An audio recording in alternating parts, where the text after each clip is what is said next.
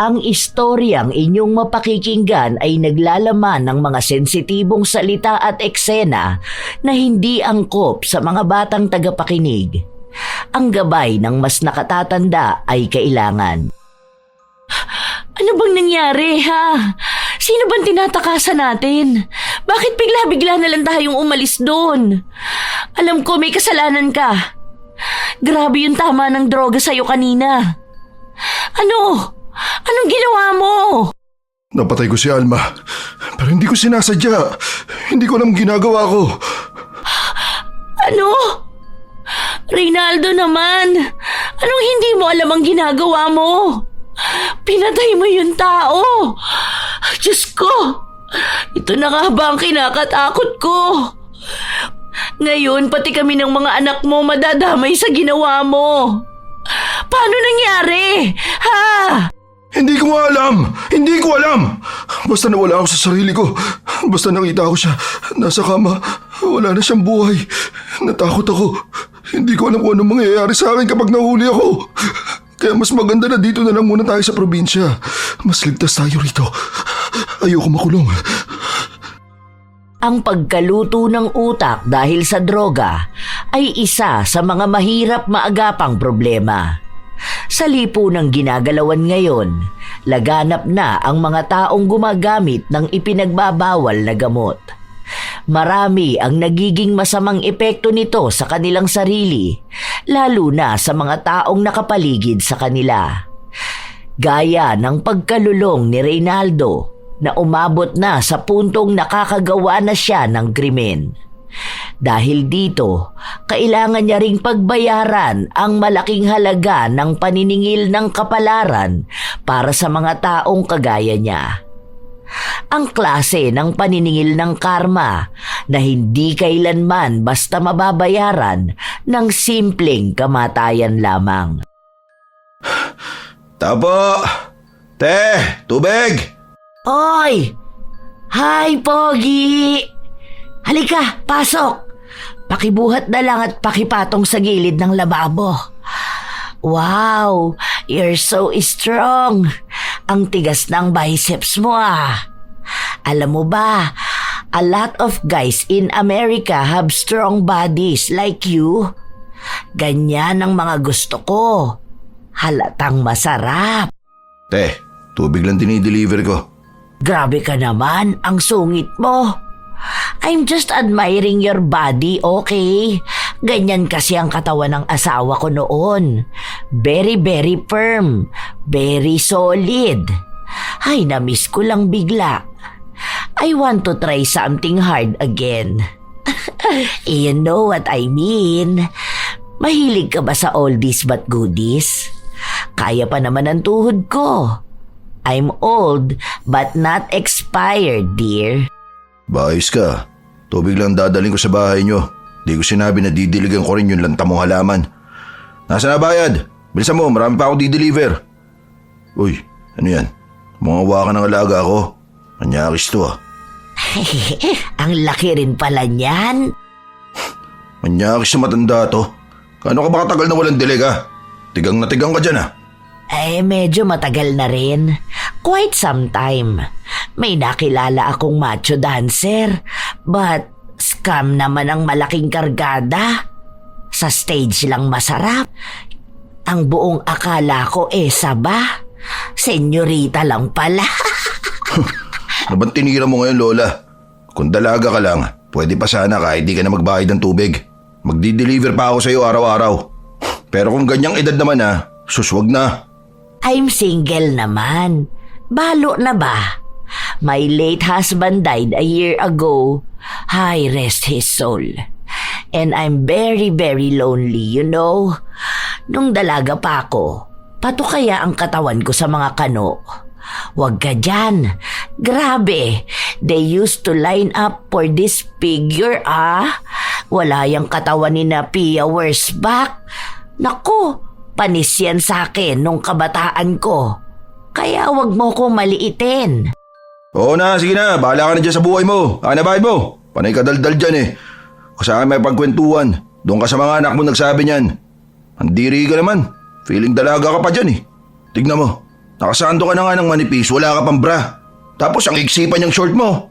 Di ka nakakaakit sa totoo lang. Nakakapikon ka. Mag-isa lang ako sa house. Kaya anytime you can come over, ha? My kids are living in America now with their families. Ako na lang talaga ang naiwan dito. All alone. Pero okay lang, sanay na rin. But sometimes, it gets cold at night. I need a man like you. Kindat-kindat ka pa dyan. Burahin ko yung mukha mo eh. Kakainis. Manyakis. Inabot ng matanda ang bayad kay Reynaldo, pero malaswa pa niyang hinawakan ito. Halos mangilabot si Reynaldo sa inastang yon ni Alma. Bagong lipat lang sa bahay na yon si Alma. Siguro ay halos mag-aanim na buwan pa lang. At yon ang unang beses na nag-deliver ng tubig si Reynaldo. Wala kasi ang katrabaho niya na nagdadala ng tubig sa bahay noon. Doon niya lang naisip na baka kaya palaging may pera ang katrabaho niya, pumapatol ito sa amoy amag na matanda. Pero hindi yun gustong gawin ni Reynaldo, lalo na at may asawa naman siya. Ang katwiran niya, bakit pa siya magpaparao sa matanda kung pwede namang sa asawa na lang niya? Pagka-uwi ni Reynaldo, agad niyang ikinuwento sa kanyang asawa ang nangyari. Nakakaloka naman yun si Lola. Nakikita ko nga yun minsan kapag lumalabas siya. Ang sexy nga palagi ng suot niya. Ibig sabihin, totoo nga ang sabi na dati siyang babae sa bar tapos asawa ng kano. Minsan ko na rin yung nakausap eh. Palaging pinagmamalaki yung mga anak niyang mayayaman sa abroad. Tapos kung paano siya mahalin ng kano niya, pati na rin yung pera na nakukuha niya monthly. Ewan ko, kaya pala medyo inis yung mga kapitbahay niya sa kanya. Kaya pala tigang na tigang eh. Sanay sa ganung trabaho nung araw. Ewan ko ba, basta nandidiri ako sa kanya. Hindi ko alam kanina kung matatawa ako, maiinis eh. Sarguin ko sana sa mukha ng manahimik. Kakapikon, panahihipo pa sa akin. Kung dalaga yon tapos ganun sa akin, papatulang ko talaga yon. Ayan. Kapag babaeng mas bata talaga, ang bilis mo, ha? Ikaw! Aray, ba? Joke lang naman yun eh. Kung di ka na mabiro eh. Aray, tama na yan. Sakit na. Aray ko. Habang patuloy na hinahampas ni Ernalyn ang asawa, may kumatok sa pinto nila. Nang silipin niya yon, ang kaibigan pala ni Reynaldo at tinatawag ito. Isa lang ang ibig sabihin nun at alam na ni Ernalyn kung ano ang gagawin nila. Reynaldo naman, hindi mo tigilan yung bisyo mo. Wala na nga tayong pera, panay ka pa rin drugs. Akala ko ba'y tinigil mo na yan nung may mga tukhang-tukhang? Ayan ka na naman eh, balik ka na naman sa ganyan mo. Wala naman na to, katuwaan lang. Alam mo naman na ito lang yung nagpapasaya sa akin, di ba? Nanghihina ako kapag wala akong kargada. Hayaan mo na ako. Simpleng bagay na nga lang to sa buhay ko, pagkakait mo pa ba sa akin? Hayaan kita? Hanggang kailan kita hahayaan, ha? Hanggang sa tuluyang maluto yung utak mo at makagawa ka na naman ng masama? Baka nakakalimutan mo, Reynaldo. Kapag lobat ka na, iba na yung tumatakbo sa isip mo. Baka mamaya makapatay ka pa niyan. Baka kami naman ng mga anak mo ang masaktan mo. Natatakot din ako. Baka akala mo napapanatag ang kalooban ko dyan sa pinaggagawa mo. Hindi mangyayari yun. Isa pa, hindi naman ako sobra-sobra tumiri, ha? Alam ko pa rin ang limitasyon ko. Papagana ko lang to. Para may lakas ako palaging kumilos at maghanap buhay para sa pamilya natin. Sobrang pera lang naman itong ginagamit ko, ah. Di ko naman kayo pinapabayaan, di ba? Kaya bigay mo na sa akin to. Lumalaki na ang mga bata. Ayoko naman na makagisnan nila yung ginagawa mo dahil baka magaya sila sa'yo. Ayoko maligaw ng landas ang mga anak ko dahil inaakala nila na normal na gawain ang bisyo ng tatay nila. Maging mabuti ka namang ehemplo para sa mga bata. Wala ka na nga maayos na trabaho tapos mas inuuna mo pa ang bisyo mo. Ikaw lang ang nag-iisip niyan kasi masyado kang overthinker. Di lang naman ako gumagawa nito, ah. Marami din diyang ibang tao. May mga matataas na tao pa nga na nagdodroga rin eh. May mga politiko pa, mga artista. Oh, bakit parang normal lang naman sa kanila? Hindi naman ibig sabihin na ginagawa nila yun eh. Dapat mo na rin gawin. Tingnan mo nga, sa susunod niyan papangit na rin ang katawan mo. Magagaya ka na dun sa mga kakilala nating adik. Lulubog na yung pisngi mo, papangit ka na. Tapos susunod niyan, ngiwi-ngiwi ka na naman. Tapos parang palaging may nginunguya. Akala mo ba hindi ka pansin-pansin na kapag nagsasalita ka, halos mabulol ka na? Basta alis na muna ako. Mamaya na lang tayo mag-usap. Papagalitan mo pa ako kanina pa nandiyan sa labas si pare. Hindi na napigilan pa ni Ernalyn ang kanyang asawa. Umalis ito kasama ang adik niyang kaibigan. Noon, bago pa sila magsamang dalawa at bumuo ng sarili nilang pamilya, alam na ni Ernalyn na gumagamit si Reynaldo pero tinanggap niya pa rin ito sa pag-aakala na baka titigil din ito kapag may asawa at anak na siya. Pero walang nangyari. Naging parte na ng buhay ni Reynaldo ang droga. Gabi na nang umuwi si Reynaldo, agad siyang nagtungo sa banyo, bit-bit ang kandila at mga gamit niya para sa kanyang bisyo. May katagalan bago siya lumabas at alam na ng asawa niya na tumama na sa kanya ang iligal na gamot. Hindi na lang kumibo pa si Ernalyn dahil wala na rin naman siyang magagawa. Mabigat lang talaga sa loob niya dahil mabigat din ang enerhiya na dala ng bisyo ng asawa. Kinaumagahan, pagkagising ni Ernalyn, naabutan niya ang asawa sa kusina na nag-aasikaso na.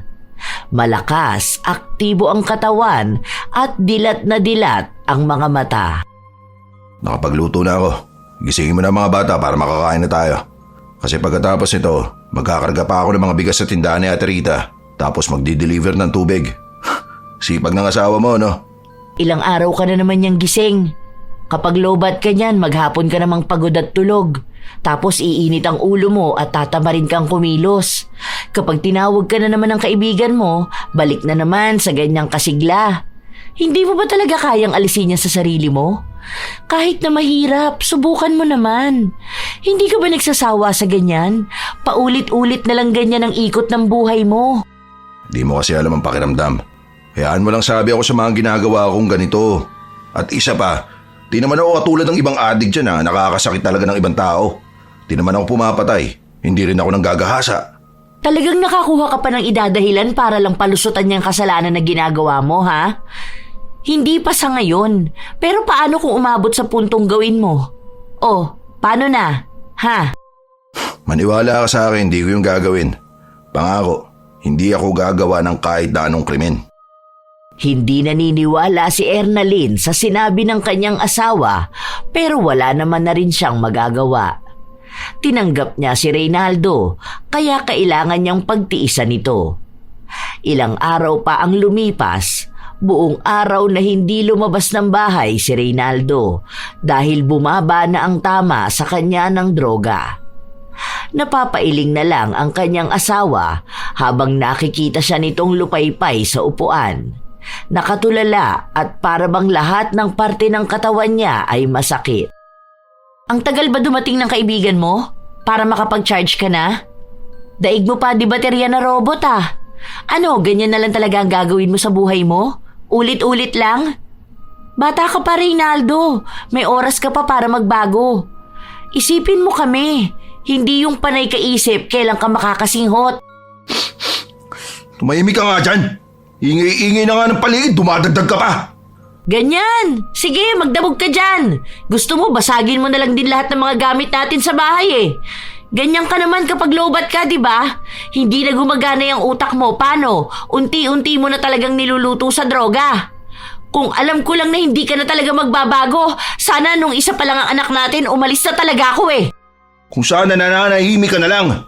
Hindi yung mga may maling gawa ako, pinupuna mo. Na hindi mo nakikita ang mga sakripisyo ko para sa pamilya na to. Mga pagtatrabaho ko para mabigyan kayo ng magandang buhay. Magandang buhay? Tingin mo ba may magandang buhay kang maibibigay sa amin, ha? Kung kahati namin ang bisyo mo? Asawa mo ako, kaya may karapatan akong pakialaman ng mga ginagawa mo. Lalo na kung malaki ang magiging epekto nito sa pamilya natin. Buwisit na buhay ito. Di ako binigyan ng katahimikan at kasiyahan. Binibigyan kita ng kapayapaan. Ikaw ang hindi nagbibigay nun sa utak mo. Alam mong ganyan ang epekto sa'yo ng droga, pero sige ka pa rin kapag inaaya ka ng mga tropa mo na yan. Hindi ka titigil niyan hanggat hindi ka nakakapatay dahil sa droga. Buwisit! Buwisit tayong lahat dito! Yan! Mas mabuti pa lumayas ka na kaysa ipakita mo sa mga anak mo na wala kang kwentang ama. Diyan ka sa mga barkada mong adik. Magsama-sama kayong mga animal kayo. Huwag ka na uuwi dito sa bahay. Galit na galit talaga si Ernalyn, lalo pat nakikita ng mga anak niya ang inaasta ng kanilang ama. May isip na ang mga bata, kaya maaaring matatak na rin sa kanila ang gawaing yon ni Reynaldo. Yun ang ayaw na mangyari ni Ernalyn dahil dalawa lang ang posibleng mangyari. Ang magalit ang mga bata sa kanilang ama o maging ehemplo itong gagayahin nila paglaki nila. Hindi naman nawawala ang pangaral ni Ernalyn sa kanyang mga anak na masama ang epekto ng droga sa kanila.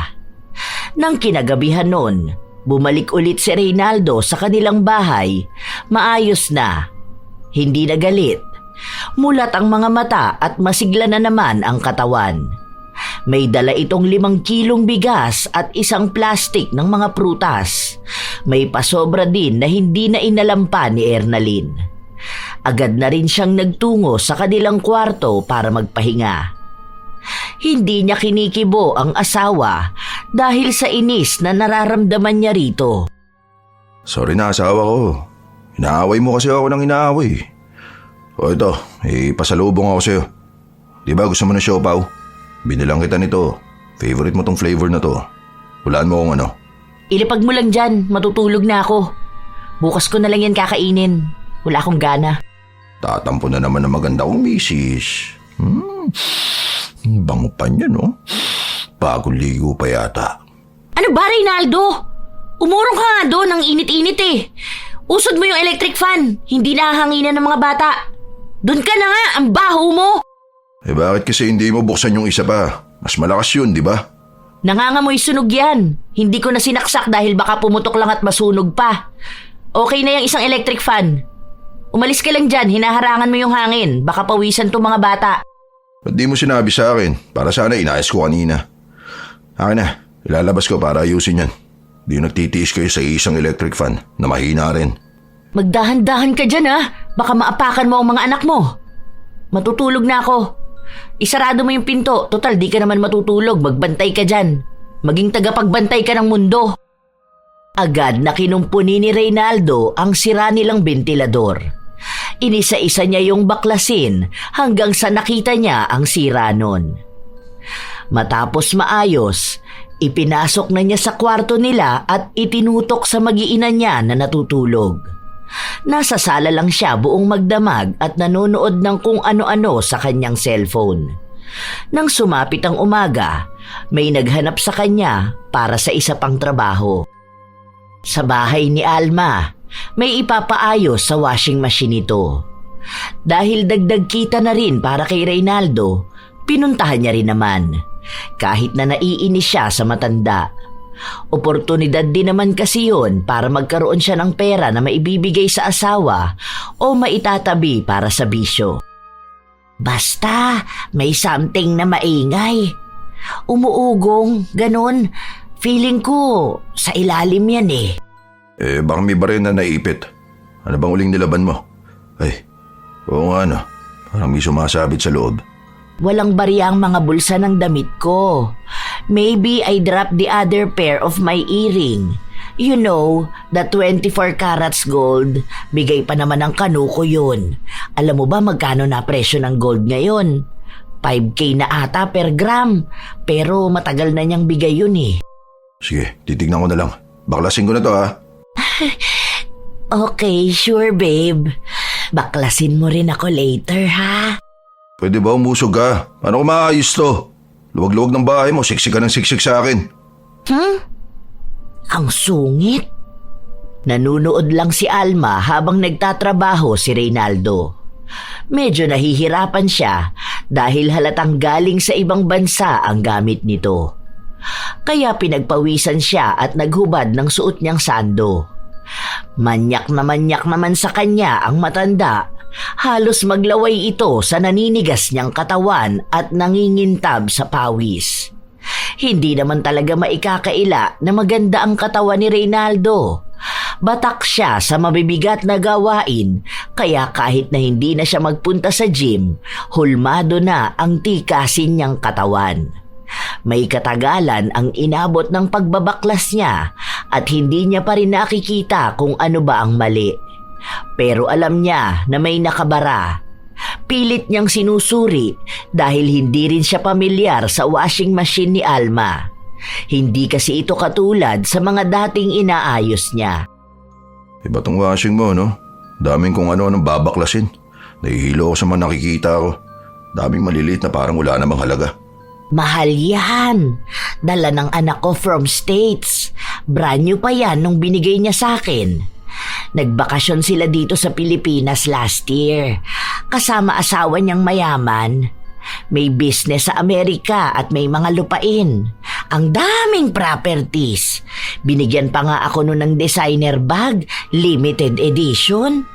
Walang ganun dito sa Pilipinas. Very generous, sobra. Also, my grandson, yung anak nila, sa expensive school nag-aaral. Matalino, ang galing mag-English. When I'm with them talaga, I speak English very open. You know, I'm used to it. When I'm talking to people here in the Philippines, medyo hirap akong magtagalog. But I need to adjust. Hindi lahat naiintindihan ang English ko. O bakit di ka tumira sa States? Para doon ka mag-English. Kasi nga di ka naman marunong magtagalog kahit sa Pilipinas ka pinanganak. May dugong kanu ka naman yata. Nakalimutan mong Pilipino ka. Eh di doon ka na sa States. I want to try something new kasi. Living here in the Philippines is so fun. Medyo magulo lang, but nakakatuwa ang mga Pilipino. Ayos ah. Nakatikim lang ng kano. Kala mo taga-ibang bansa na talaga. Biglang naging dayuhan sa sariling bansa. Angas mo pala, Lola eh. Ay, don't call me Lola. I'm not matanda namang sobra. You can call me babe na lang. Ewan ko sa'yo. Basta may ginagawa ako rito. Panay-kwento ka naman sa akin. Yabang mo naman. Di ka matino kausap. Wala kang ibang ginawa kundi ikwento yung mga di ko naman kailangan marinig. That's the problem with Filipinos. Akala nila nagyayabang na ang tao just because may mga kwento kami. Alam mo, sa States, hindi ganyan mindset ng mga tao doon. That's why they are better country talaga. Tayo sa Pilipinas, nagpapahirap sa bansa. I'm just sharing my stories lang. Kaya yung mga anak ko, I told them not to live here. Much better if they got retired sa States, since much better to live there. I'm afraid for my grandkids to be here also. Kakainis kasi mga Pilipino eh. Oo na, sige na. Mga mayayaman pa naman. Palaging gusto nila sila yung tama. Oh, nakita ko na problema. Meron ka ba dyan basahan? O kaya damit na hindi gagamitin? Kailangan ko yung manipis. May pupunasan ako sa loob. Here, guess ang brand ng damit na yan. Alam mo ba dito sa Pilipinas, mamahali na yan. Since not all people here can afford to buy such branded clothes. Tapos ako ginagawa ko lang basahan yan, ano? Sa States kasi, we ignore such brands eh. Ano lang yan, parang normal lang. Cheap ba? Kaya nang bumalik akong Pilipinas, I laugh so hard sa mga tao na nagyayabang sa mga ganyan. Basahan ko lang. Akin na, daan pa sinasabi. Nanghihingi lang ako ng basahan, kailangan pang banggitin yan. Hindi na naalis na paulit-ulit sabihin ang buhay niya sa Amerika. Oh, okay na to. Balik ko na lang mga kinalas ko, tapos testingin mo na. Para matapos na to at makaalis na ako. Utang-utahan na ako sa States mo. Ang galing talaga. Halika, magmerienda ka na muna. Mamaya ka na umalis ha. Agad namang naghanda ng merienda ang matanda. Pinagtimpla niya rin ng juice si Reynaldo para kahit na paano ay makapagpahinga ito at magtagal na makausap niya. Gustong-gusto talaga ni Alma ang lalaki dahil maliban sa katawan nito, bakas din naman na may taglay itong kagwapuhan. Sa lugar nila, bibihira siyang makakita ng ganoong klase ng lalaki. Kaya hindi rin siya titigil hanggat hindi niya ito nakakasama at natitikman. Alam niya na masyado lang papilit ang binata, pero ang mga lalaking kagaya ni Reynaldo, kayang-kaya niyang bilhin ng pera. Nang matapos niyang ihanda ang merienda, agad siyang nagpunta sa sala kung saan naroon ang binata at nagpapahinga. "You must try this juice. Imported yan, galing States. Mahal yan lalo kung bibilhin dito. Ibang Pilipino can't afford to buy it. Kami lang talaga kayang bumili niyan. Pati ang palaman niyang tinapay. Nutella yan. Nakakasawa na nga yan, to be honest. Normal na kasi kami kumain yan sa States. Tapos dito, mga tao akala mo sobrang yaman na nila kapag nakatikim ng ganyan. Ang babaw ng mga Pinoy." Ano pa ba sasabihin mo? Baka pati yung inuupuan ko mahal to, galing States. Tapos tong baso, o tong plato, mahal to ano? Kasi galing tong States. Tapos pasalubong sa'yo ng anak mo. O ano pa? Yung hangin dito sa bahay mo, imported din ba to? Galing din sa Amerika? Kasi yung hangin ng mga Pilipino, cheap. I like funny guys talaga. Oh wait, punasan ko na pawis mo. You smell good pa rin, even your body is full of sweat, ha? May asawa ka na ba? Gusto mo pa ng sugar, mami? Sugar mami? Ano? Patawa talaga to. Ganyan ba talaga kapag galing States? Di ko akalain na may mag-aalok sa akin ng ganyan. Nakakatawa pala talaga. Bakit mo naman biglang naisipan na alukin ako? Bakit? Sarap na sarap ka ba sa akin? Maybe. I'm just trying to offer you something. Bibigyan kita ng pera. Ano ba gusto mo? Alahas? I have a lot of gold. Iba doon bigay ng husband ko, kaya mahal na kapag ibinenta ngayon. Sige na, you can have my money to buy anything you want. Hindi ka na magtatrabaho ng mabigat. Just think that I am your boss. Mahinahong hinahawakan ng matanda ang binti ni Reynaldo. Noong una, gusto niyang tumanggi pero nasisilaw siya sa perang alok sa kanya ni Alma. Ang iniisip niya, ang kanyang pamilya at ang kanyang bisyo. Alam niya na hindi na siya mabibitin kapag marami na siyang pera. Pwede na siyang bumili ng kahit na magkanong droga. Mas mahal, mas maganda. Nang araw na yon, pumayag si Reynaldo na may mangyari sa kanila ni Alma. Kahit na may pandidiri sa kanya, ibinigay niya pa rin ang hilig nito. Sa sofa lang silang dalawa hanggang sa natapos sila. Hindi maikakaila na magaling si Alma kahit na matanda na siya. Halatang sanay na sanay siya sa ganitong gawain. So, nasiyahan ka naman ba? Grabe, that's so big. Mabuti na lang nakapustiso ako, walang sabit. Solid. Kahit amoy efficacent oil buong katawan mo, galing mong gumalaw. Laman tiyan na rin kahit paano. Asan pera ko? How much ulit ang kailangan mo? Sabi mo, bibigyan mo ako ng gold. Pahingi ako yung pwede kong ibigay sa asawa ko. Gusto ko yung maganda ha, yung mamahalin. Okay na yung pera na yan. Ako na, baka kunin mo pa ulit eh. Talihan mo na, uwi na ako. Si Reynaldo ang pumili ng alahas na kukunin niya. Isinama siya sa loob ng kwarto ni Alma at nakita niya kung gaano karaming alahas meron ang matanda. May kung anong pumasok sa utak ni Reynaldo. Iniisip niya na kung makukuha niya ang mga alahas na yon, magkakaroon sila ng maraming pera.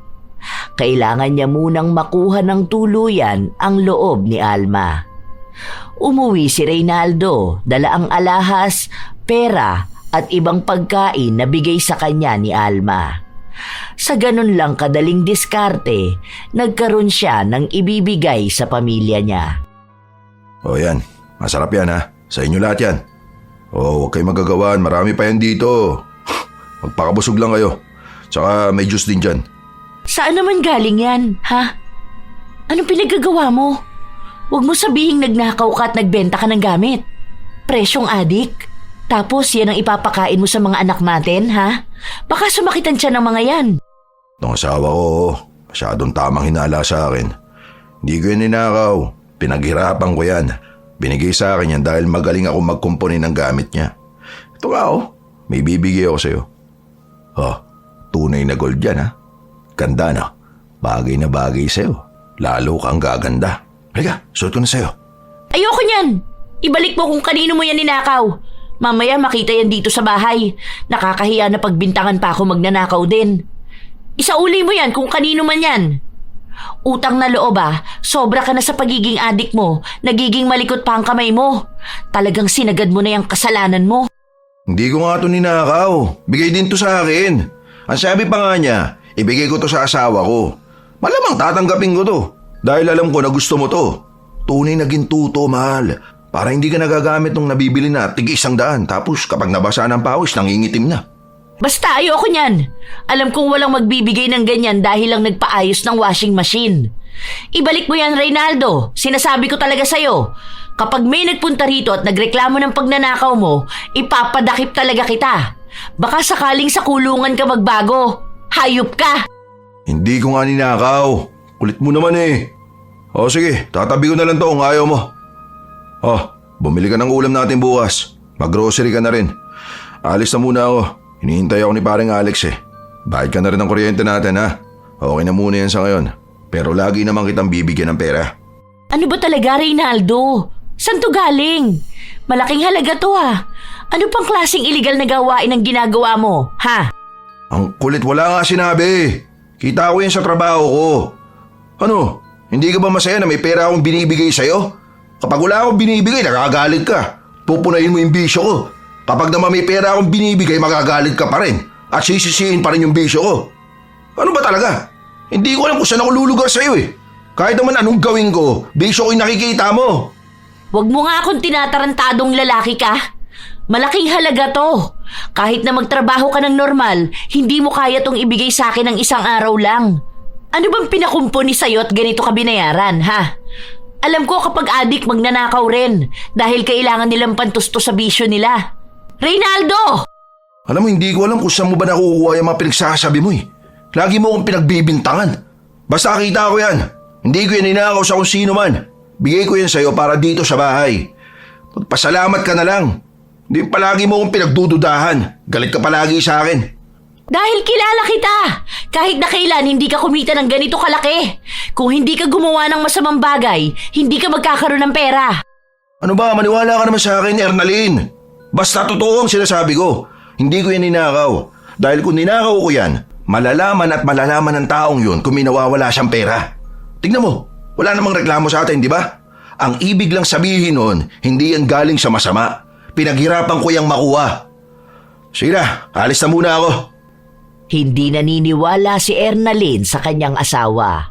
Puno siya ng pagdududa pero wala ngang naghanap ng nawawalang pera o ng bintang na nagnakaw si Reynaldo sa isa sa mga bahay na pinasok niya.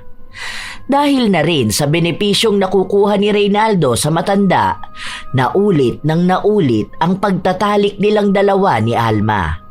Habang kapalit naman nun ay ang pasimple niyang pagnanakaw sa mga alahas nito. Wala na sa kanya ang pandidiri, lalo pat may nangyayari sa kanila sa tuwing may tama siya ng droga. Mas maganda ang kalidad na nakukuha niyang droga dahil kaya na niyang makabili ng mamahalin. Dahil doon, mas lalo siyang nalulong at hindi na kinakaya pang kontrolin ang sarili para makawala sa bisyong lumalamon sa kanya. Isang araw, matapos may mangyari sa kanila ni Alma, sumama ang katawan ng matanda pero may kailangan siyang gawin kaya si Reynaldo na lang ang inutusan nito. Tandaan mo ang pin ng ATM ko ha. Maglabas ka ng 8K tapos dumaan ka sa Meralco. Bayaran mo yung bill ng kuryente ko at Hindi ako makatayo. Sinusumpong ako ng rayuma ko. Okay, kukunin ko na rin yung ibibigay mong pera sa akin ha. Pagaling ka dyan. Tandaan mo na kasi, gusto mo pang magbabaliktad sa kama. Akala mo teenager ka. Agad na ring umalis si Reynaldo. Sobra ang inilabas niyang pera. Itinago niya yon dahil gagamitin niya sa pagbili ng droga. Madalas niya rin kasing nililibre ang mga kaibigan niya, kaya mas lalong dumami ang nakakakilala sa kanya. Nang maibalik niya kay Alma ang ATM nito, hindi niya sinabi kung magkano ba talaga ang pera na kinuha niya. Hindi na rin naman nagtanong pa ang matanda. Sa paglipas pa ng mga araw, mas lalong lumalala ang pagkalulong ni Reynaldo. Nauubos niya kaagad ng isang araw lang ang perang binibigay sa kanya ni Alma. Kahit ang pera dapat para sa pamilya niya, nagagastos niya. Nawala na ang pangako niya sa kanyang asawa dahil mas naging masarap sa panlasa niya ang bisyo. Hinahanap-hanap na niya ito palagi. Dahil nawawala na siya ng kontrol, hindi na rin niya naibibigay ang pangangailangan ng kanyang pamilya. Yun din ang dahilan kaya palagi silang nag-aaway ng kanyang asawa. Ano, lango ka na naman sa droga? Hindi ka na nagpapahinga. Mabubuhay ka pa ba dyan sa ginagawa mo? Ibang klase ka rin talaga. Baka nakakalimutan mo na may pamilya kang binubuhay. Mas pinagkakagastusan mo pa ang mga barkada mo ah. Ano, para sabay-sabay kayong lumipad? Bakit? Lakas ko nga ako. Tignan mo, ganda pa rin ang katawan ko. Kakabuhat pa rin ako. May energy. Ano pinagsasabi mo dyan? Pati mga kaibigan ko, dinadamay mo pa. Maayos? Maayos ka pa sa lagay na yan? Nasosobrahan ka na. Reynaldo, hindi ka superhero. Huwag mong abusuhin yung katawan mo, utang na loob naman. Akala mo kapag nakatira ka, ikaw si Superman eh. Kahit magdamag, magkikikilos ka dyan. Akala mo hindi ka napapagod, pero tingnan mo, unti-unti niyang sinisira ang buhay mo. Yang lakas mo na yan? Kunwari lang yan. Hiram lang yan. Dahil yung droga na akala mo pinapalakas ka, unti-unti niyang kinukuha ang lakas mo hanggang sa hindi mo nakayanin. Bakit mo ba kasi iniisip ang buhay ko?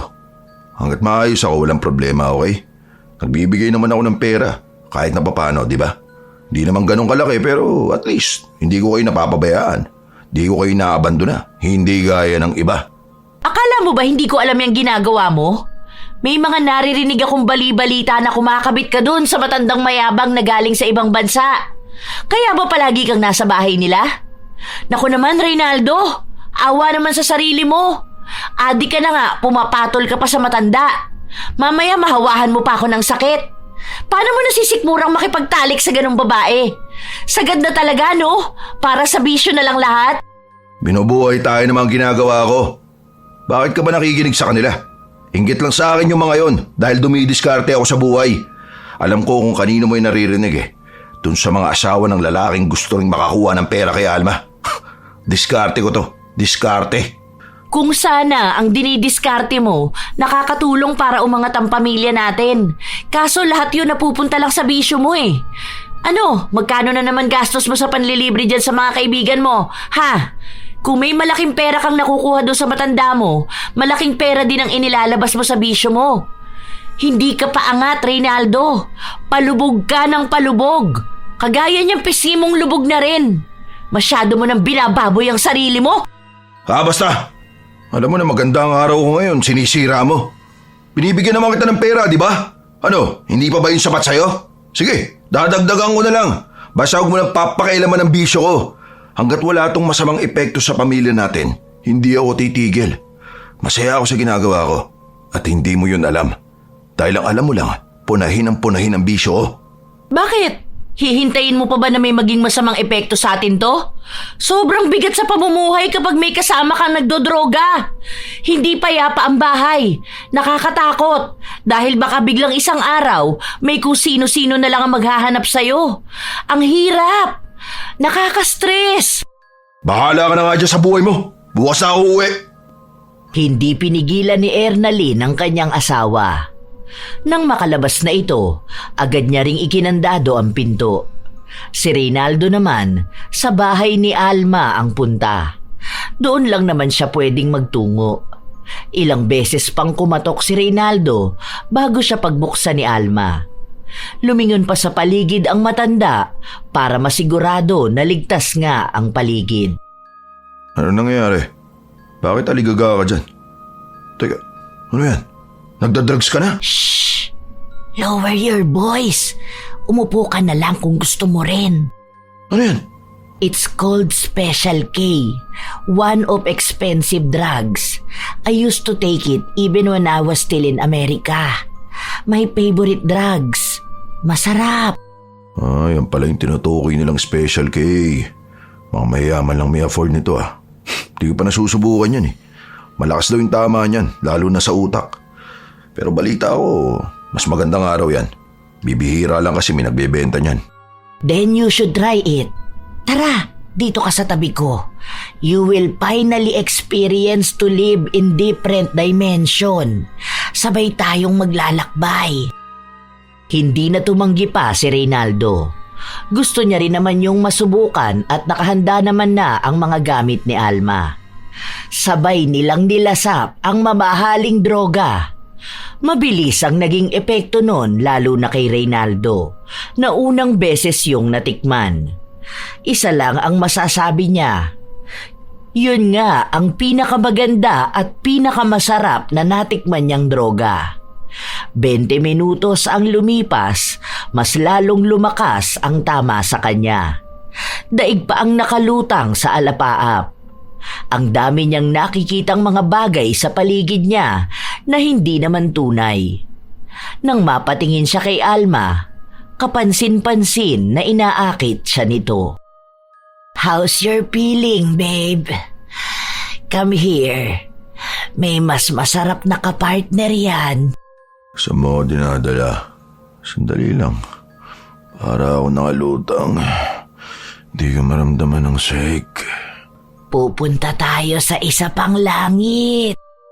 Pumasok sila sa kwarto. Nakatulala lang si Reynaldo habang si Alma naman ay halatang sanay na sa paggamit ng droga na yon. Unti-unti nang gumagalaw si Alma, niroromansa si Reynaldo. Hanggang sa pumatong na siya rito. Habang patuloy na gumagalaw ang katawan ni Alma sa ibabaw ni Reynaldo, napatingin naman ang lalaki sa kanya. Pero nag-iiba ang itsura ni Alma sa paningin ng lalaki. Para siyang nagiging isang demonyo. Unti-unti namang nag-iinit sa galit si Reynaldo dahil pakiramdam niya ay inaasar siya ng demonyo na yon. Naging agresibo ang galaw niya hanggang sa inihiga niya si Alma at sinakal. Bitiwan mo ako! Reynaldo! Reynaldo! Demonyo ka! Demonyo! Dapat sa'yo mamatay na! Doon ka sa impyerno! Papatayin kita! Hindi ka na makakalabas ng kwarto na to! Hindi ako makahinga! Reynaldo! Tulong! Help me! Help! Reynaldo, bitawan mo ko! Help! Wala kang matatawag na kahit sinong demonyong lalapit sa'yo ngayon dahil papatayin kita! Papatayin kita! Hindi ka na makakasigaw! Hindi ka na makakahingi ng tulong! Mas naging madilim pa ang paningin ni Reynaldo. Hinigpitan niya ang pagkakasakal kay Alma. Habang pilit na nagpupumiglas ang matanda, mas lalo naman siyang hindi binibitawan ng lalaki. Kahit na ilang beses niya itong tawagin sa pangalan niya, walang ibang naririnig si Reynaldo kundi ang pagtawa ng demonyo. Kahit na paghihirap ang makikita sa itsura ni Alma, sa paningin ni Reynaldo, isa siyang diablo na tumatawa at inaasar siya. Kuhang-kuha naman ang piko ng lalaki. hanggang sa tuluyan niyang nalagutan ng hininga si Alma. Pero kahit napatay na ito, hindi pa rin siya binibitawan ni Reynaldo. Mataas pa rin ang tama ng droga sa kanyang utak, kaya nagiging balisa siya sa paligid. Ilang sandali pa, binitiwan ni Reynaldo ang walang buhay na matanda. Napasiksik siya sa gilid ng kama dahil pakiramdam niya ay umiikot ang paligid niya. Ang dami niyang naririnig na boses. May iba't ibang mukha siyang nakikita. Nalilito sa mga nangyayari. Wala na siyang maalala dahil hindi na niya alam kung ano ang realidad. Ganon kalala ang naging epekto sa kanya ng droga. Inabot yun ng ilang oras bago siya tila nahimasmasan. Hindi pa siya tuluyang nakakabalik sa tamang pag-iisip, pero nakikita na niya ng maayos ang paligid. Nang tumayo siya, nakita niya si Alma. Hubad na nakahiga, walang buhay. Alma, gumising ka. Anong gagawin ko? Hindi pwedeng malaman na ako nakapatay sa'yo. Hindi ito pwede. Ayoko makulong. Ayoko. Anong gagawin ko? Umisip ng paraan si Reynaldo kung paano niya matatakasan ang ginawa niyang krimen. Kapag nahuli siya sa loob ng bahay ni Alma, ang daming kaso na mapupunta sa kanya. Lalo na at may ebidensya pa ng droga.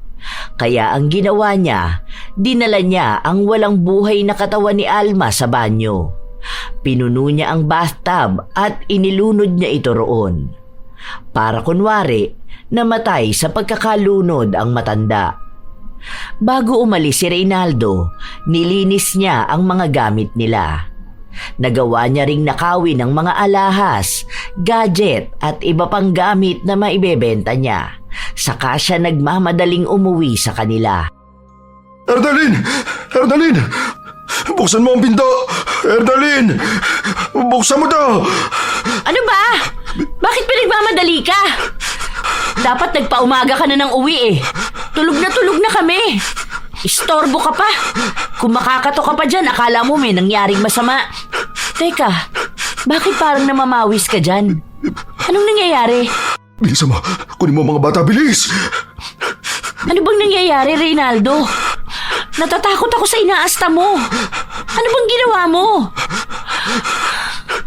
Diyos ko po, ano bang nangyayari? Sino bang sinisilip mo dyan? Nakagawa ka ba ng atraso sa ibang tao? Ay, ayan na nga ba ang sinasabi ko eh. Hindi mo kasi ginagamit yung utak mo. Hindi ka nag-iisip.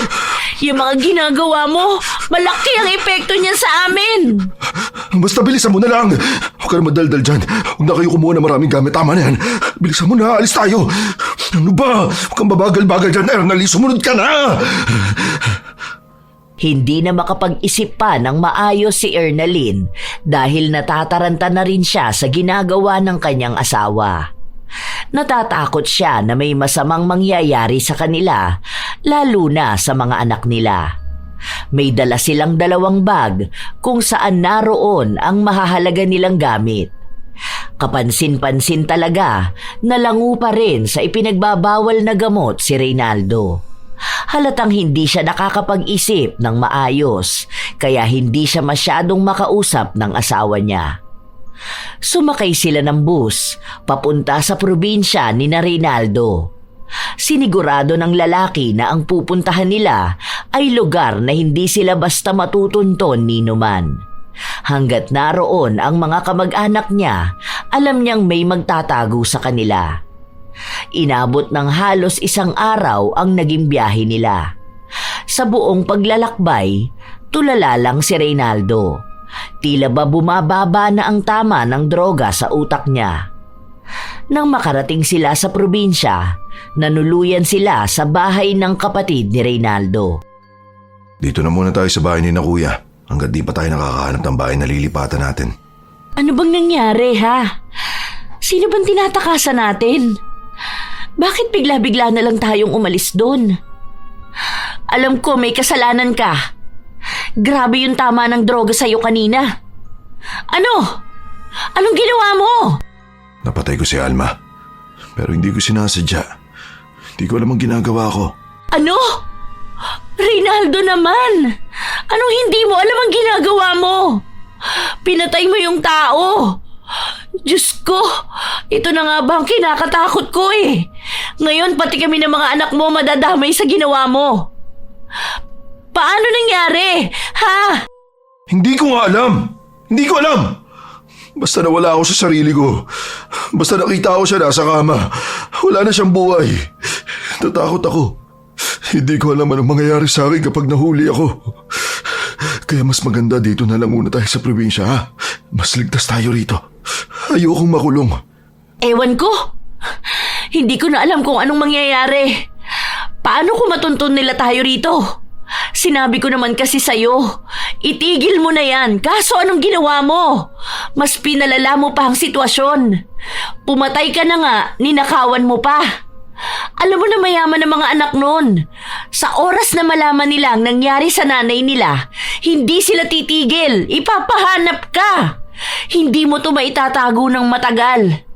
Apektado pa ang buhay ng mga bata. Hindi mo rin kasi iniisip ang kinabukasan nila eh. Nagnakaw ako dahil kailangan natin ng pera. Huwag mo na lang akong kontrahin. Huwag kontrahin? Ha? Alam mo ba ang ginagawa mo? Hindi ka na nakakapag-isip ng maayos dahil yung utak mo luto na. Hindi na yan gagana. Uulit-ulit lang yan. Nagawa mo na ng isang beses, magagawa mo ulit. Natatakot ako na baka isang araw kami naman ang patayin mo. Hindi ko gagawin yun. Hindi ko masasaktan ng pamilya ko. Ngayon mo lang yan nasasabi. Pero kapag tinamaan ka na naman ng droga, baka hindi mo na kami makilala. Ayoko na ng ganito. Kung may pagpipilian lang ako, hindi na kami sumama sa'yo ng mga bata. Hindi ko lang sila kayang buhayin mag-isa eh. Kung sana noon pa lang nakinig ka na sa akin, hindi na aabot sa ganito. Hindi tayo magtatago dahil sa krimen na ginawa mo.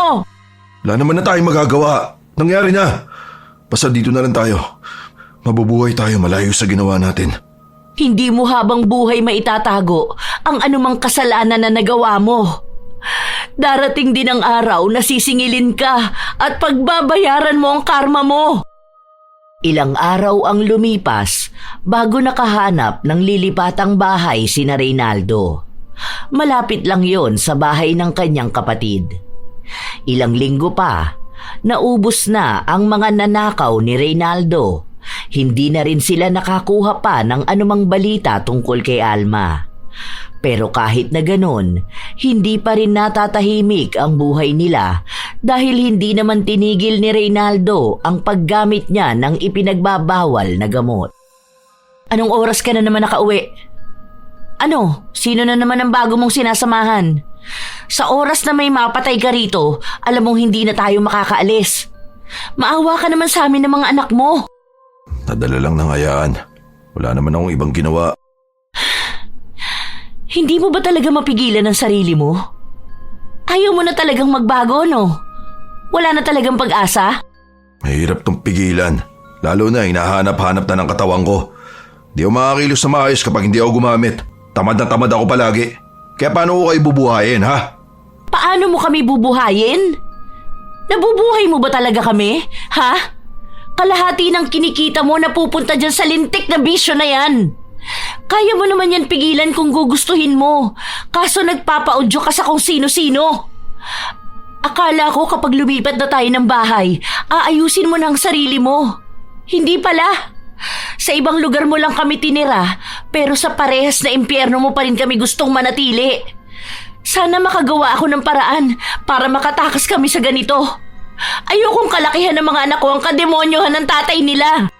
Isang beses lang ako nagkamali. Nung napatay ko si Alma, yun lang ang nagawa ko. Yun lang? Ang pagpatay, yun lang? Ang pagnanakaw? Ang pananatili sa pagdodroga?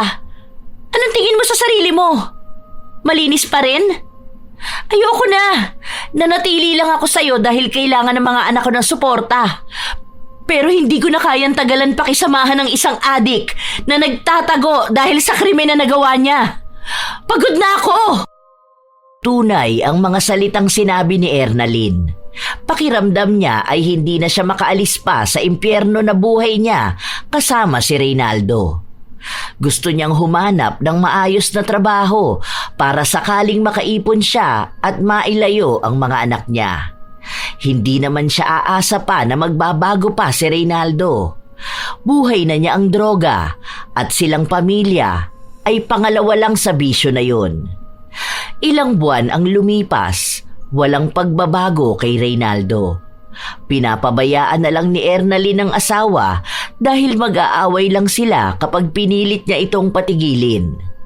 Isang gabi, habang mahimbing ang tulog nila, nakarinig ng malalakas na pagkatok si Ernalyn. Agad niyang binuksan ang pinto.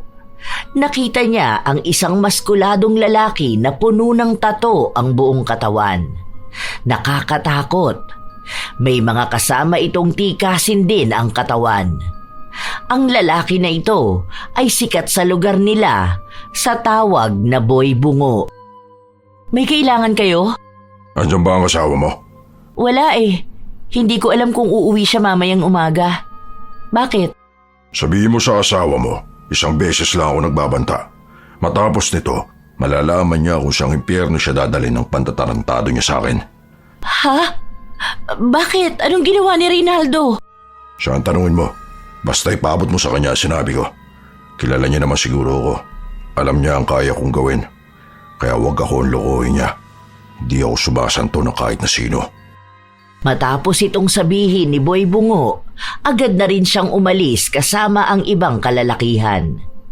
Nang matapos ang usapan na yun, hindi na muli pang nakatulog si Ernalyn. Nababalot na ng takot ang buong pagkatao niya. Hindi na siya makapag-isip ng maayos. Naiiyak na rin siya dahil iniisip niya ang kapakanan at buhay ng mga anak niya na maaaring mapahamak dahil lang sa kagagawa ng kanilang ama. Umaga na nang dumating si Reynaldo. Pagpasok niya pa lang sa bahay, malakas na sampal na ang tumama sa kanya. Ano bang problema mo? Anong katarantaduhan na naman ang ginawa mo, ha? Ano yung sinasabi ni Boy Bungo? Nagpunta rito si Boy Bungo. Anong sabi niya? Nagbabanta siya! Hindi ka na talaga natatakot, ano? Pati kami nadadamay na sa ginagawa mo. Parang awa mo naman, Reynaldo. Para lang sa mga anak mo. Hayaan mo siya. Kung ano-ano na naman niyang sinasabi mo eh. Akong bahala sa kanya. Di naman kayo nung gagalawin. Hayaan mo akong resolbahin ang problema ko na to. Hayaan? Puro na lang hayaan? Hinayaan na kita kay Alma. Hinayaan ko na rin yung pagkalulong mo sa droga. Paano ko hahayaan ang pagbabanta nun? Kilala mo si Boy Bungo. Hindi yun basta kung sino lang na tao. Kaya nung patayin ng mga anak natin sa harapan mo nang hindi siya kumukurap. Ganon siya katindi. Para namang hindi mo siya kilala noon. Lahat ng tumatarantado sa kanya, ginagantihan niya. Anong ginawa mo? Ano na naman ba to? Basta, babayaran ko naman talaga siya. Naubos ko lang yung droga. Pero ako nang bahala ron. Gumagawa ako ng paraan. Punyeta! Sa dami ng oonsihin mo, si Boy Bungo pa! Hindi ko naman alam na mauubos ko yun eh. Kala ko kasi may makukuha akong pera dun sa isa kong pinasukan trabaho. Pero di ako pinasahod. Makikiusap na lang ako sa kanya. Hindi ko naman siya tatakbuhan eh. Hindi mo talaga siya matatakbuhan. Dahil bago ka makalabas ng bayan na to, papatayin ka na niya. Papatayin niya kami. Hindi ko na alam kung anong gagawin ko sa'yo. Hindi mo naman to problema. Akin to. Hindi ko problema? Naririnig mo ba ang sinasabi mo? Paano hindi ko to iisipin? Kung masisira pati buhay ng mga anak natin dahil lang sa katarantaduhan mo. Adik ka na nga, sinagad mo pa lahat ng kagaguhan. Hindi na natigil pa si Ernalyn na problemahin ang nangyayaring panloloko ng asawa niya sa isa sa pinaka nakakatakot na tao sa lugar nila. Halang na ang kaluluwa ni Boy Bungo dahil sa dami na rin ng taong niligpit nito. Hindi mabilang sa daliri kung ilang tao na ang itinumba niya. Kaya walang nagtatangka na lokohin siya habang si Reynaldo ginawa yon. Nakasalalay sa kamay ng asawa ang buhay ng kanilang pamilya. Hindi na ito katulad kung paano sila nakatakas sa krimen na nangyari kay Alma. Dahil marahil, ito na rin ang karma na sumusunod sa kanila. Takot din si Reynaldo para sa buhay niya, kaya nangutang na siya at ginawa ang kung ano-anong bagay para lang makalikom ng pera na pwede niyang ipantapal sa nagamit niyang droga. Anong gagawin ko dito sa barya? Baka gusto mong ipaluno ko sa ito. Wag, pangako magbabayad ako sa iyo. Naghahanap lang ako ng pagkakakitaan. Hindi naman ako tatakbo eh. Hindi ka na talaga makakatakbo kahit makakapaglakad dahil lulumpoy na kita. Ilang beses pang nagmakaawa si Reynaldo pero pinaghahampas pa rin ang tuhod niya. Malakas, buong puwersa. Kahit na magsisigaw siya at humingi ng tulong, walang nakakarinig sa kanya. Nakatitig lang sa kanya si Boy Bungo, hindi kumukurap. Halatang nababalot na rin ng kadiliman ng pagkatao. Pinapanood lang kung paano siya bumagsak at mangisay sa sakit na dulot ng pagpalo ng matigas na tubo sa tuhod niya. May katagalang ginawa sa kanya yon. Sinigurado na durog ang buto niya at hindi na talaga siya makakalakad. Sinabi ko naman sa inyo, sa lahat ng ayaw ko yung tinatarantado ako. Patikim pa lang yan sa'yo. Dahil kapag hindi mo na ibigay sa akin yung pera, tiyak na sa hukay ka na matatagpuan. Tandaan mo sinabi ko, dahil gagawin ko yon. Parang awa mo na. Bigyan mo pa ako ng oras. Hindi ko kayang ibigay sa iyo ng buo yung pera. Maawa ka rin sa pamilya ko. Wala akong pakialam sa pamilya mo. Dahil hindi naman silang may atraso sa akin. Ikaw lang ang pakikialaman ko. Kung nagbibigay ako ng palugit sa mga taong gumago sa akin, siguro hindi pa sila nabubulok sa ilalim ng lupa ngayon. Pero hindi ako ganon. Kung ano ang sinabi ko, yun ang dapat masunod. Walang palugit, walang awa.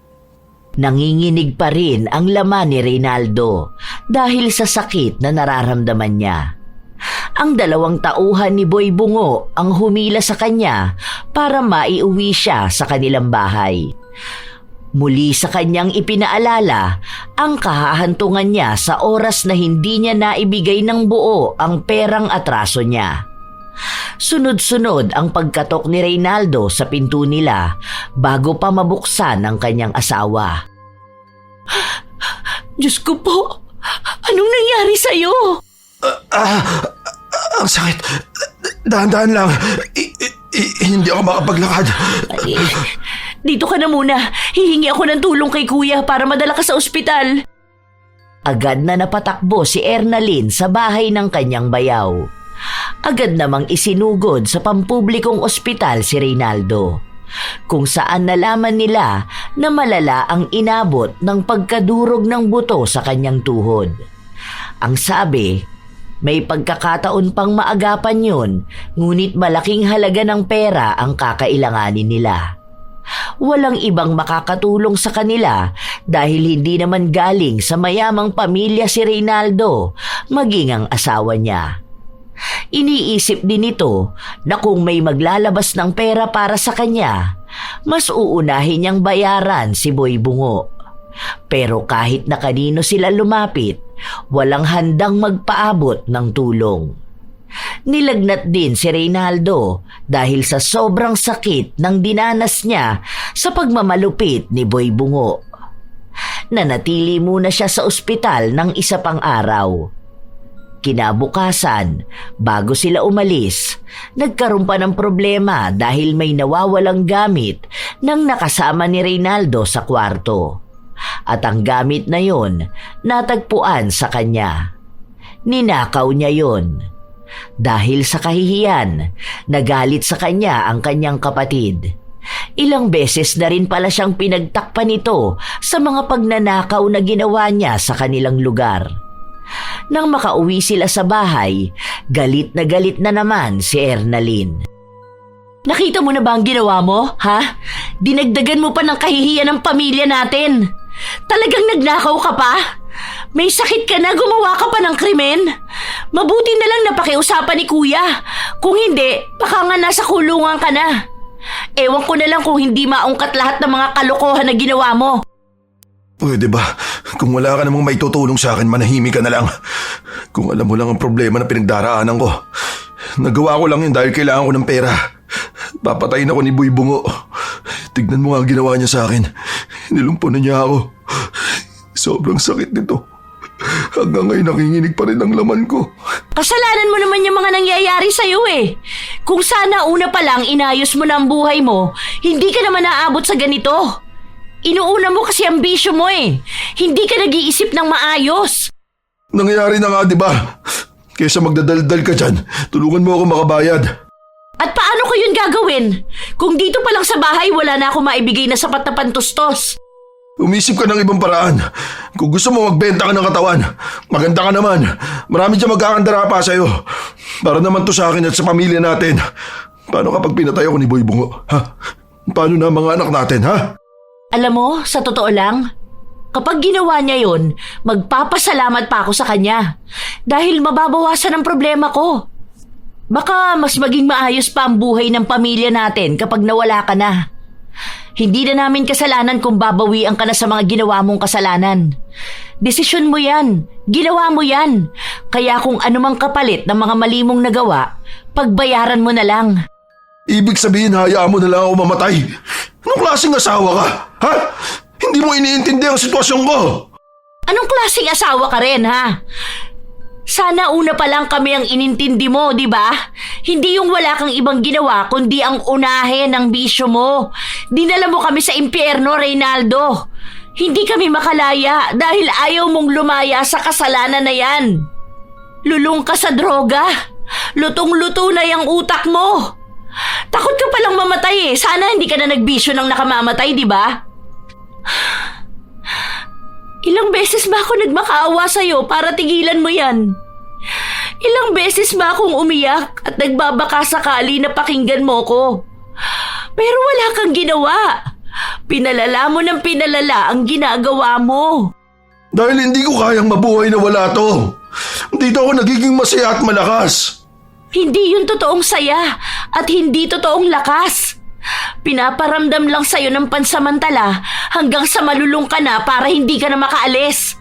Pero ang totoo niyan, unti-unting sinisira niyang bisyo mo ang tunay na saya. Ang tunay na kalakasan mo. Inuubos ka na niyang bisyo mo. Kung totoong masaya ka dyan, hindi ka sana problemado ngayon. Pansamantalang pagtakas sa realidad ang hatid sa'yo ng droga. Pati kaming pamilya mo nawala na sa'yo. Nawala ang lahat sa'yo, Reynaldo. At yung mga kaibigan mong kasama mo magbisyo. Kakampi ka lang nila kapag may hihit-hiting kayo. Pero kapag ganitong kailangan mo na sila, nawawala na sila, di ba? Kasama ka lang nila sa panandali ang saya, pero iiwan ka rin kapag hindi ka na mapapakinabangan. Sinira mo ang buhay mo. Wala kang ibang dapat sisihin kundi ang sarili mo. Inilabas na ni Ernalyn ang lahat ng sama ng loob na nararamdaman niya sa kanyang asawa. Dahil ubos na rin naman ang pag-asa niya na mapagtatanto ni Reynaldo na mali nga siya sa kanyang mga ginawa. Sa haba ng pagkakataon sa buhay niya para magbago, hindi siya kumilos. Dahil ang palagi lamang laman ng utak niya ay kung paano siya didiskarte para sa bisyo niya. Hindi pa rin nawawala ang lagnat ni Reynaldo. Nakahiwalay siya ng higaan dahil bawal mabangga ang kanyang tuhod dahil sumasakit yon ng sobra. Habang inaapoy siya ng lagnat, kung ano-ano na rin ang nakikita niya sa paligid. Ang dami niyang naririnig na boses at isa na roon ang kay Alma. Tinatawag siya nito. Nakikita niya rin ang mukha ng matanda kung paano niya ito huling naabutan sa kama. Ang postura kung paano niya ito pinatay. May mga nakaraan pang kasalanan niyang nagbabalik sa utak niya. Para na siyang nababaliw. Ang nararanasan niyang ito ay dulot na rin ng droga. Ganoon ang nangyayari sa kanya kapag matagal na araw na siyang hindi nakakatikim ng bisyo. Yun na ang kanyang parusa.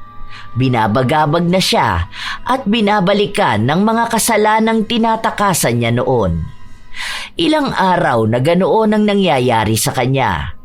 Minsan ay tulala siya, minsan naman ay sumisigaw siya. Gusto niyang magwala, gusto niyang magalit, pero wala siyang magawa. Hindi niya maintindihan kung ano ba ang nararamdaman niya. Kumain ka na muna. Aalis ako, iiwan ko yung mga bata kay kuya. Nakiusap na rin ako sa kanya na baka pwedeng tingnan-tingnan ka niya rito. May nahanap akong trabaho sa laundry shop. Kailangan kong kumayod para sa mga anak natin. Iiwan mo na ako. Huwag mo akong iiwan sa kanila. Lahat sila nakatingin sa akin. Si Alma bumubulong siya. Naririnig ko ang nakakatakot yung tawa. Hay, ewan ko sa'yo, Reynaldo. Walang ibang tao rito. Patay na si Alma. Yang nakikita mo, yang naririnig mo, konsensya mo yan. Tama na sa'yo ng droga yan. Baliw ka na talaga. Kawawa ka lang. Ayoko sumama sa kanya. Sabi niya dadali niya ako sa impyerno. Huwag mo ko ibibigay sa kanya. Hindi. Ayoko. Natatakot ako sa impyerno. Bahala ka nga sa buhay mo. Late na ako sa trabaho. Kumain ka dyan kung kakain ka. Hindi na rin naman kita maaalagaan. Kapag nakahanap na ako ng mas magandang trabaho, aalis na kami ng mga bata.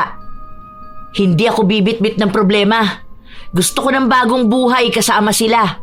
Walang adik, walang baliw. Huwag kang alis. Huwag mo akong iiwan kay Alma. Ayun siya. Hindi niya ako tinatantanan. Bahala ka! Wala akong pake kung di kanya tantanan. Sumama ka na sa kanya sa impyerno! Agad na umalis si Ernalyn. Ilang araw pa ang lumipas, mas naging malala ang kabaliwan ni Reynaldo. Paulit-ulit niyang isinisigaw ang pangalan ni Alma. Minsan umiiyak siya, minsan naman ay tumatawa. Dahil ayaw ni Ernalyn na makaapekto yon sa mga anak niya, nakiusap siya sa bayaw na makikitira muna sila sa bahay nila at kapag may nahanap siyang murang paupahan, saka sila lilipat. Hindi na pwedeng makisama si Reynaldo sa mga bata dahil natatakot na ang mga ito sa kanya. Kapag may oras si Ernalyn, pinupuntahan niya ang asawa. Pero madalas na nag-aalaga kay Reynaldo ay ang isa pa niyang kapatid. Pero hindi rin siya natitiis ng mga ito. Hanggang sa nakahanap ng magandang trabaho si Ernalyn sa syudad, kung saan libre na rin ang tutuluyan niya. May kamag-anak siya sa syudad, kaya doon naman siya humingi ng tulong para pwede niyang pag-iwanan ng mga anak. Mahirap para kay Ernalyn na itaguyod ang dalawa niyang anak, pero kailangan niya yung gawin. Kung hindi, pare-pareha silang dadalhin ni Reynaldo sa pagkabagsak. Ito na ang huling araw na magkakasama tayo. Aalis na ako. Kailangan kong buhayin ang mga anak natin at hindi ko yun magagawa kung nandito lang ako palagi, dito sa tabi mo. Sorry, pero oras na para kami naman ang makalaya. Alam mo kung gaano ko nang hihinayang sa pagsasama nating dalawa. Pero ganun talaga eh. Hindi na kita matiis. Mahirap pa rin to para sa akin. Ang bigat sa dibdib. Pero para sa mga bata, kakayanin ko to. Huwag mo akong iiwan dito. Tulungan mo naman ako. Hindi ko na alam kung anong nangyayari sa akin. Yung nangyayari sa'yo ang kabayaran mo sa mga kasalanan mo. Hindi na kita matutulungan dyan. Kaya si Alma ang palaging bumabagabag sa'yo dahil alam mo sa sarili mong siya ang isa sa nagawan mo ng mabigat na kasalanan. Wala na eh. Kung sana noong may pagkakataon ka, ginamit mo sana yon para sa pagbabago. Pero ang ginawa mo naman, mas lalo kang lumala. Magbabago na ako. Basta tulungan mo ako. Sorry. Kailangan kong unahing tulungan ang sarili ko at ang mga anak natin. Sorry, Reynaldo. Sorry. Ernalyn, huwag mo akong iwan. Ernalyn, pangako magbabago na ako. Ernalyn! Kahit na anong pagmamakaawa ni Reynaldo, hindi pa rin siya pinakinggan ng asawa niya. Tumalikod dito sa kanya at umalis kasama ang mga bata.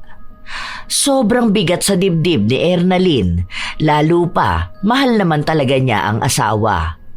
Naubos lang ang pagmamahal na yon kahihintay niya sa pagbabago ni Reynaldo.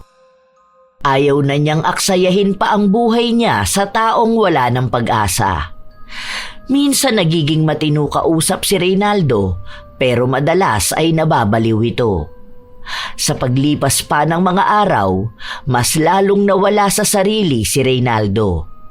Ang dami niyang pagsisisi sa sarili, pero huli na ang lahat. Wala naman nang naniniwala sa kanya at maging sarili niya, hindi na niya pinagkakatiwalaan. Hanggang sa dumating ang araw ng singilan. Alam na ni Reynaldo ang kahahantungan ng buhay niya habang kaharap niya si Boy Bungo. Dumating na ang oras mo, Reynaldo. Hindi ako ang kamatayan na susundo sa'yo dahil ako ang kamatayan na maghahatid sa'yo sa kabilang buhay. Ang dami nila sa paligid. Nakikita mo ba sila? Nandito si Alma. Masaya siya. Tinatawag niya ako. Gaano kaya kalawak ang impyerno? Hindi ko alam dahil ikaw ang mauuna doon kaya ikaw ang unang makakalam.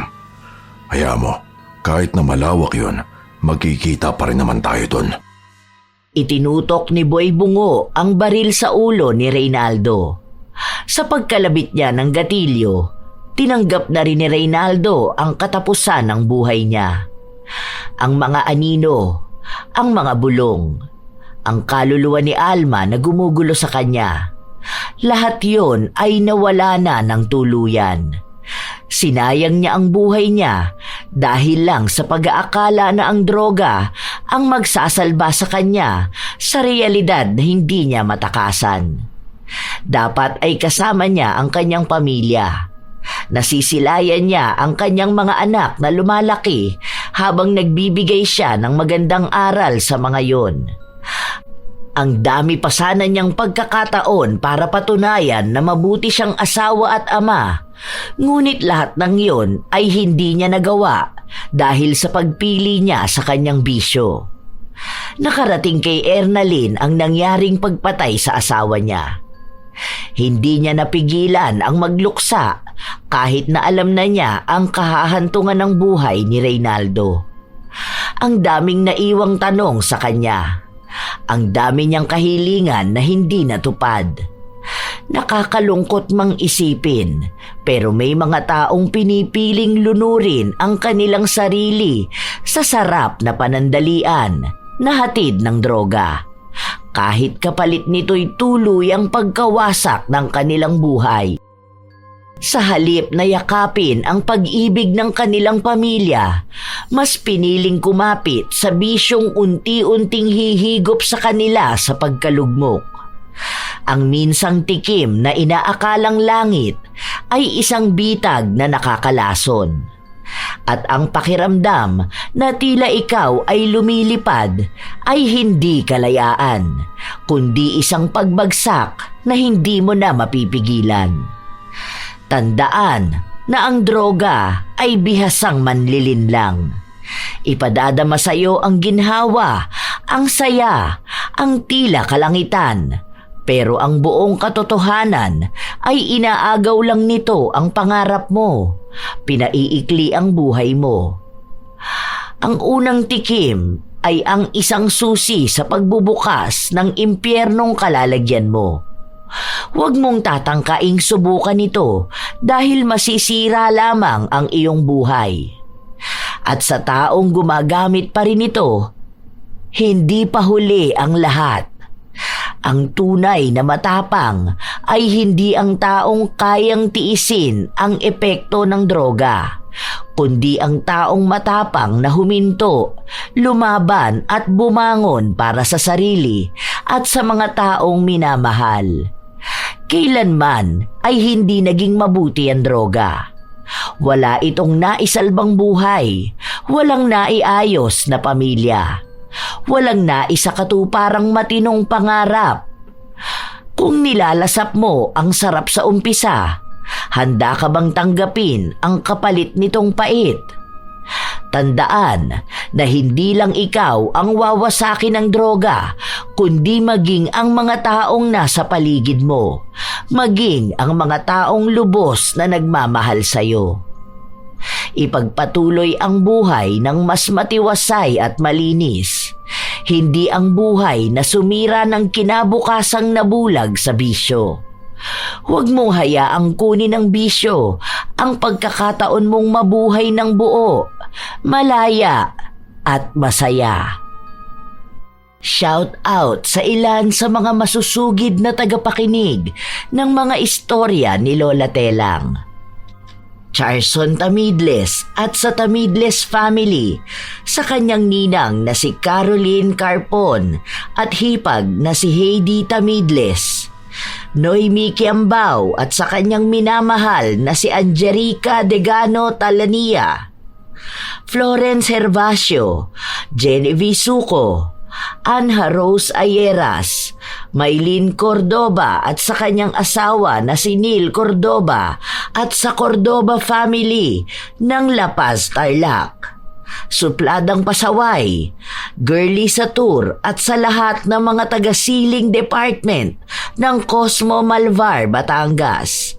Lani Capile.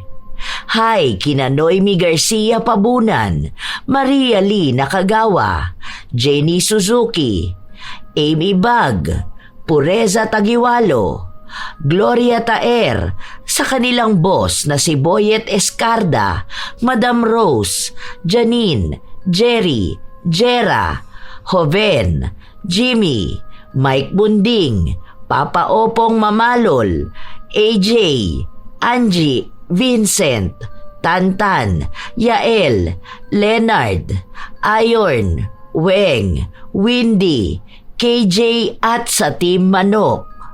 Shout out kina Matt Sarol, Sherlyn Joseco, Maria Lee Nakagawa, Marida Lightworker, Nathaline Canonio ng Pag-asa Bamban, Tarlac, Candida de Balucos, Pamela Agasang, Mary Jane Flores Rico, Will Maleses, Danica Dulnuan, Larcy Siriban, Carlita Nocerale, Michelle Esperon, Corazon Ingay, Team Gaminil Francisco, Maymay Hernandez at sa kanyang mga anak na si JJ at Blessy. Kumusta kayo, Elizabeth Dungka, Evelyn Abong Carbakil, Hana Maylin Sesgundo, Joy Batukan, Roslyn Mangilin, Azenar Noriv at sa Azenar Goodies, Maymay Paul, Jomer Suarez at sa mga kasama niyang makinig na sina Gigi Gulariza at Kuya Jojo, Ruth Ann Migano, 88 IC, Razon Yao, Angelina Ignacio, Madel Mergal, Joyce Roncal, Jennifer Makasinag, Lady Dam, Zane Axel Ranada, Ivy Rose Binyas, Jayco ng Bahrain, Rose Ann Rama, Mike James Tapak, Lydia Lopez, Mirna Alfaro, Larnie Azurin.